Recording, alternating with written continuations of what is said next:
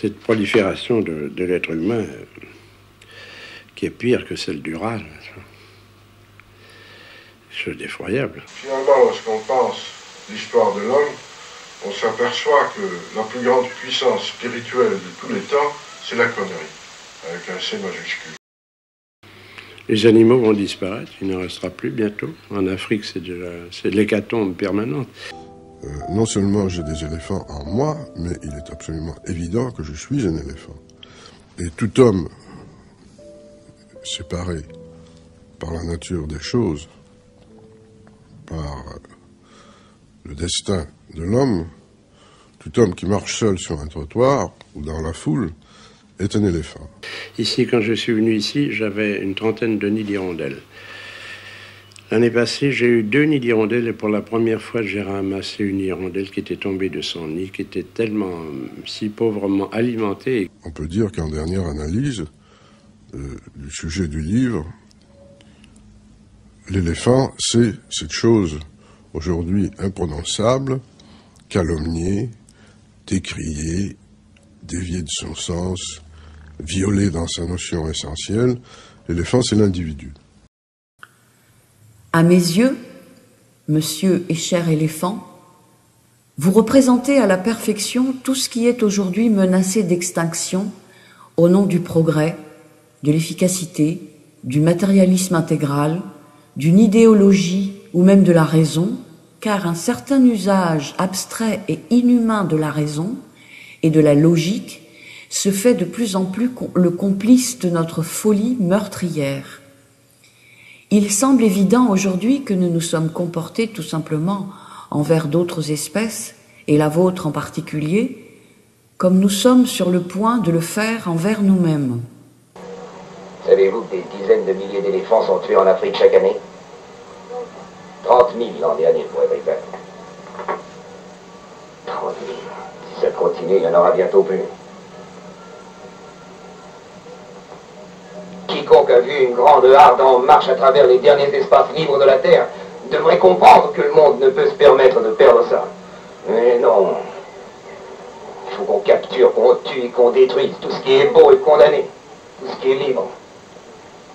Nous sommes bientôt seuls sur la Terre sans rien à tuer à part nous-mêmes. Il faut que le monde comprenne son erreur. Nous devons lui montrer. Qui ça, Pour le moment, je suis tout seul, mais j'essaie de faire signer cette pétition pour changer la loi. Nous mettrons fin partout aux souffrances des animaux. Nous avons besoin sur cette planète de toutes les amitiés que nous pouvons obtenir. Nous avons besoin de la faune africaine, des éléphants et des oiseaux. Il nous faut des amis. Grâce au progrès de la science chimique, qui assassine la terre, qui assassine l'insecte, qui assassine l'oiseau, qui tue toute vie, et qui assassine l'homme, on s'en apercevra peut-être trop tard. Et au cours de mon enquête sur les espèces menacées de disparition, j'ai vu de véritables horreurs. Vous savez, nous nous conduisons, les chasseurs soviétiques, canadiens, se conduisent comme les derniers, des salauds. Il n'y a pas d'autre mot. Avec l'appui officiel de leur gouvernement. L'extermination des baleines est une monstruosité absolument, excusez-moi encore une fois d'employer les mots, il n'y a pas d'autre mot, c'est dégueulasse. C'est absolument dégueulasse. Le massacre des bébés phoques, je ne nous place pas sur le plan simplement humain. Quelqu'un qui a regardé dans les yeux d'un bébé phoque au moment où il est tué, à mon avis, s'il n'est pas traumatisé pour la vie, eh bien, c'est candidat pour les SS, vous savez. Et l'extermination des espèces, à l'heure actuelle, est à mon avis, est une preuve irréfutable de la condamnation de l'humanité à la disparition par ses propres faits. Les bêtes ne changent pas.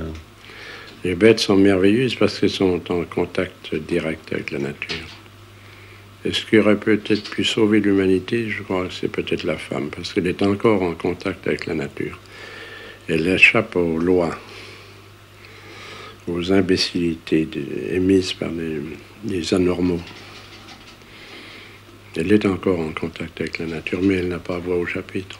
Calme, en particulier l'éloge de la féminité, car il faut dire que la femme revient à tout moment dans votre livre. La femme et la féminité, aussi la maternité, je n'aurais jamais fini de parler là-dessus et d'écrire là-dessus. Et c'est un thème qui me préoccupe énormément. Je suis un féroce partisan, c'est un peu contradictoire comme expression, féroce partisan de la féminisation du monde. Je crois que c'est pas, j'envisage pas ça. J'envisage pas l'avenir.